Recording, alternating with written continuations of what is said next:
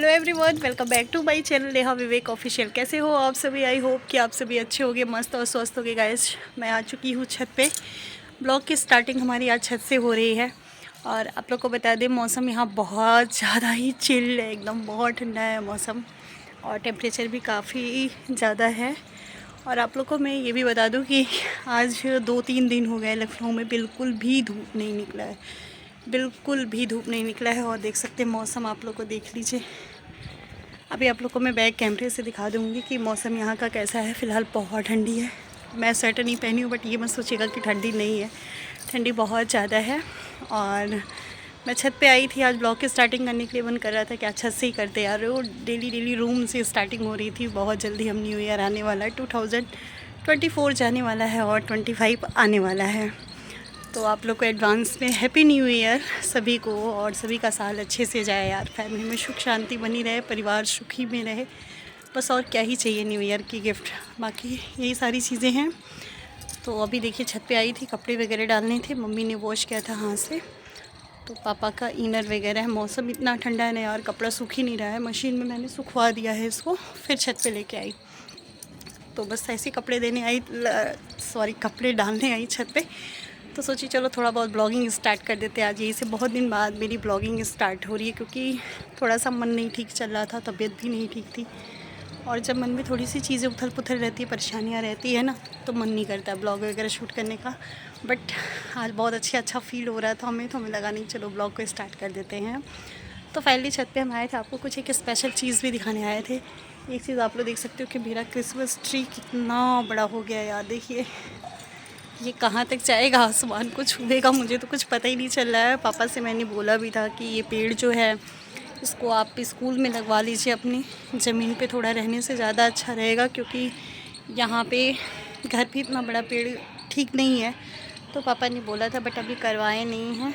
तो फाइनली अच्छा कुछ बेचने आया, हमें लगा क्या है, सही का ये बोलने लगा। तो देखिए कब ले जाते हैं पापा ऐसी सारी चीज़ें। आपको एक चीज़ मैं दिखाने वाली हूँ कि मैं अपनी छत पे ही बागवानी में धनिया और लहसुन का पेड़ लगाई। 2-3 बार मैं तोड़ भी चुकी हूँ, धनिया भी और लहसुन भी। तो चलिए आपको बैक कैमरे से दिखाते हैं, आप लोग भी देख के काफ़ी खुश होने वाले होंगे। तो ये आप लोग देख सकते हैं मेरा धनिया का पेड़ है। और आपको पता है ये बहुत ज़्यादा इतने बड़े बड़े पेड़ थे। अभी मैं कल ही शाम या परसों शाम को मैं तोड़ के ले गई हूँ धनिया। और यहाँ पे मैंने लगा रखा है लहसुन की पत्ती के लिए। बहुत अच्छा महक आती है यार। जब मैं आप लोग से बताऊँ, जब मैं धनिया तोड़ती हूँ ना, तो जैसे लगता है कि ऐसी सुगंध तो रियल जो धनिया हम लोग को मार्केट में मिलती है उस तरीके की नहीं, रियल तो यही है। देख रहे कितनी अच्छी अच्छी पत्ती, ग्रीन ग्रीन। और जब इसको आप तोड़िए ना, तो देखिए हवा चलिए, आप लोग को धनिया का पेड़ मेरा देख के ही पता चला होगा, काफ़ी मौसम ठंडा है। तो चलिए फिर, पेड़ पौधे भी मेरे इस समय बहुत अच्छा ग्रो नहीं कर रहे हैं ठंडी की वजह से। एक पेड़ आप लोग को मैं दिखाती हूँ, इसका फ्लावर वो इतना खूबसूरत लगता है ना। इसका जो ये रेड कलर है ना यार, सच में आप लोगों को बताऊँगी ना, इतना मस्त लगता है कि क्या ही बोलूँ। तो कुछ इस तरीके का ये फ्लावर का लीव एकदम देख रहे हैं, इतना मस्त लग रहा है। इसका कलर रेडनेस जो है वो बहुत प्यारा लगता है मुझे। तो ऐसे ही बहुत सारे पेड़ हैं, बट कुछ अच्छा इस टाइम नहीं हो रहा है, ठंड की वजह से सारे पेड़ जल जा रहे हैं, आप लोग देख सकते हैं। तो चलिए फिर आपसे मिलते हैं फ्रंट कैमरे से हम। देखा आप लोग ने मेरा धनिया लहसुन का पेड़, वाकई में यार बहुत अच्छा है। इतनी फ्रेशनेस इसको जब मैं तोड़ती हूँ ना, तो मेरे हाथ में जो खुशबू रहती है धनिया की, वो काफ़ी देर तक रहती है, बहुत अच्छा लगता है। तो बस यही सारी चीज़ें थी, मैं छत पे दिखा दी। बहुत सारे लोगों का कमेंट आ रहा था, मैं यही रिप्लाई देने के लिए आज आई ही हूँ कि दी आप अपने देवर की शादी में गई थी, तो आपको देवरानी के यहाँ से क्या मिला एंड आपको क्या गिफ्ट मिला और आपने क्या दिया। आपने दिखाया नहीं हम लोगों को कि आपने क्या दिया। तो सारी चीज़ों का रिप्लाई आपको इसी ब्लॉग में देखने को मिलेगा। तो ब्लॉग में बने रहिएगा, ब्लॉग को स्किप नहीं करिएगा यार। और अगर मेरा ब्लॉग पसंद आया ना, तो आप लोग खूब सारा सब्सक्राइब करो यार, खूब सारा लाइक करो, शेयर करो। और बस आप लोग का सपोर्ट और प्यार ही मुझे चाहिए, जो आप लोग बराबर ही बनाए रखो मेरे लिए। तो चलिए पहले चलते, थोड़ा बहुत काम कर लेते हैं। बच्चे को पराठा वगैरह बनाना है, पनीर पराठा, उसको बना के खिला देते हैं। घर में जो खाना खाएगा उसको खिला वगैरह के फाइनली एकदम आराम से रिलैक्स होकर वीडियो बनाऊंगी कि मुझे देवरानी के मायके से क्या मिला और मैंने क्या दिया देवरानी को। तो सारी चीज़ आपको बताऊंगी आज। मैंने आप लोगों के साथ क्यों नहीं दिखाया कि मैं देवरानी को क्या दे रही हूँ, इसका भी क्या रीज़न है, मैं वो भी आप लोग के साथ शेयर करूँगी। तो चलिए पहले चलते हैं नीचे और फिर मिलते हैं आप लोग से थोड़ी देर में।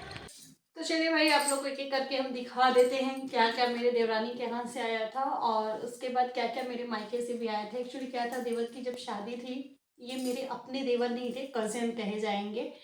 तो उनकी शादी में इनविटेशन हमारे मायके में भी गया था, तो वहाँ से भी मेरे भैया लोग और चाचा लोग आए हुए थे, तो वहाँ से भी मुझे सारी चीज़ें मुझे भी आई थी। तो चलिए एक एक करके सारी चीज़ें आप लोग को दिखा देते हैं और आप लोग के मन में जो कन्फ्यूज़न है उसको दूर कर देते हैं।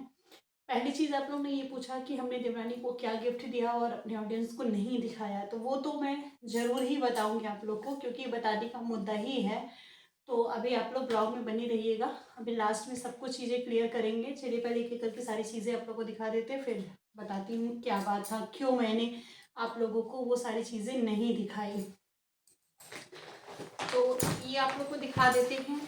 एक साड़ी ये है जो मेरे मायके से आई हुई है, आप लोग को निकाल के दिखा देते हैं। ये मेरे मायके से साड़ी मुझे आई हुई थी, और मुझे क्यों आई थी ये भी आप लोग के मन में बहुत सारी चीज़ें उठेंगी, तो मैं बता दूंगी कि क्यों आई थी। पहली चीज़ तो मैं बता दूँ, क्योंकि हाँ, मायके से जब भी शादी में इनविटेशन जाता है ससुराल का, तो एक साड़ी जो होती है वो लड़के की माँ के लिए आता है, एंड एक साड़ी वो अपनी खुद की लड़की के लिए भेजते हैं। ये मेरे यहाँ का रूल है, मीन्स मायके का।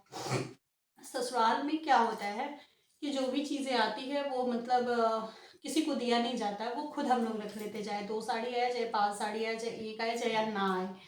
तो जो भी चीज़ें आती है वो हम लोग को मिल जाती है। तो इसीलिए ये साड़ी मेरे मायके से आई थी, मेरे लिए समझो, चाहे आप समझो कि मेरी चाची सास के लिए आई थी, बट वो उन्होंने मुझे रिटर्न कर दिया था, क्योंकि वहाँ का रूल यही है, लड़की की शादी में लोग लेते हैं, लड़की की शादी में नहीं लेते हैं।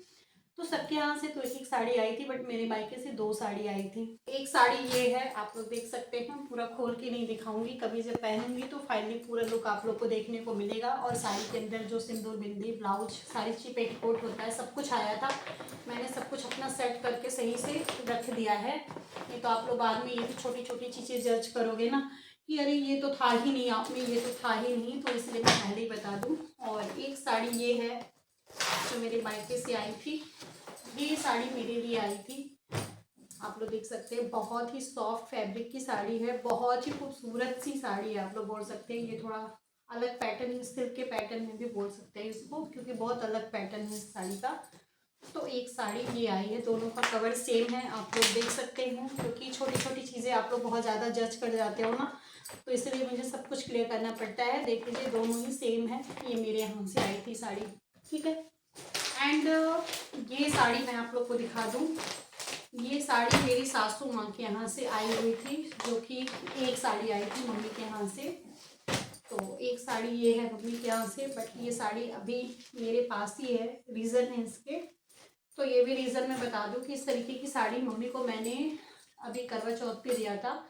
थोड़ा बहुत चीज़ में, बाकी सारी चीज़ें सेम था, तो मम्मी ने बोला कि ये साड़ी तुम रख लो, तुम सिलवा लेना अपने लिए, क्योंकि इतना एक ही कलर का मैं कितना पहनूंगी, तो इसलिए ये साड़ी मैंने रख ली है। अच्छी साड़ी मम्मी के यहाँ से भी, अच्छी क्या, बहुत अच्छी साड़ी आई थी, फिरोजी कलर है, आप लोग देख सकते हैं, फॉल वगैरह सब कुछ है।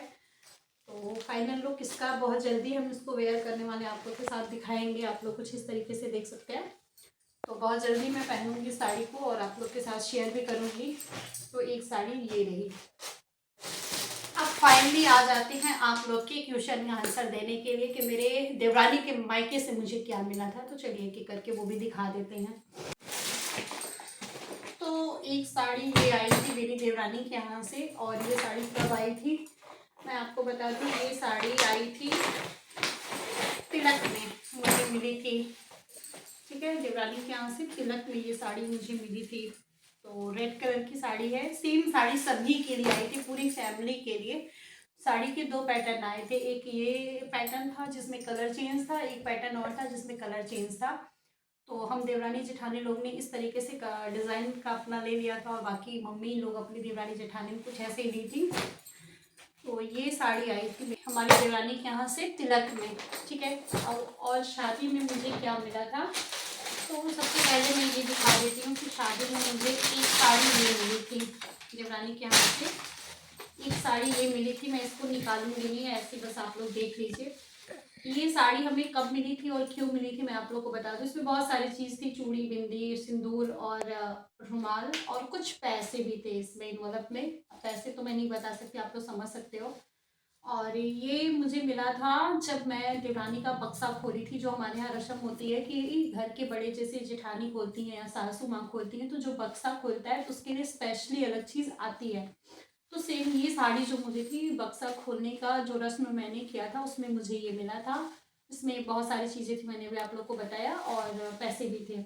तो ये साड़ी मुझे मिली थी देवरानी का बक्सा खोलने का। एंड मुझे ये साड़ी मिली है देवरानी के शादी की जो साड़ी होती है वो ये है। अब आप लोग को मैं बता दूँ, ये साड़ी मुझे बहुत अच्छी लगी है। मैं रियल में बता रही हूँ, ये साड़ी मुझे बहुत ही खूबसूरत लगी है और इस साड़ी को मैं बहुत जल्दी वेयर करूँगी और आप लोग के साथ इसकी फोटो भी शेयर करूँगी। आप लोग को बताऊँ, ये साड़ी मुझे देवरानी के पर्सनली अटैची से उसने मुझे दिया था, अपनी अटैची से, तो मुझे बहुत अच्छा लगा। थैंक यू सो मच आकांक्षा कि तुमने इतनी अच्छी साड़ी मुझे दी।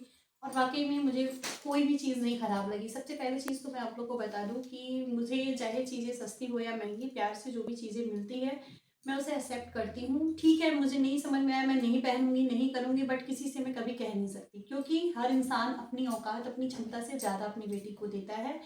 सेम मैं अपनी चीज़, ये सारी चीज़ें मैं अपने पे रख के देखती हूँ, क्योंकि मेरे पिताजी ने भी अपनी औकात, अपनी हैसियत से बहुत ज़्यादा दे के शादी किया था। तो ऐसे ही हर पिता अपनी बेटी को देता है, और शायद ऐसे ही मेरी देवरानी के भी फादर ने दिया है।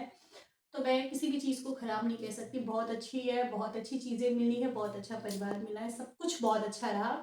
और आप लोग को मैं बता दूँ, तिलक में कपड़े सबको आए थे। अब तो आप तो समझ सकते हो ब्लॉग काफ़ी लेट जा रहा है, इसलिए कपड़े इधर उधर बच्चे ने पहन लिया है।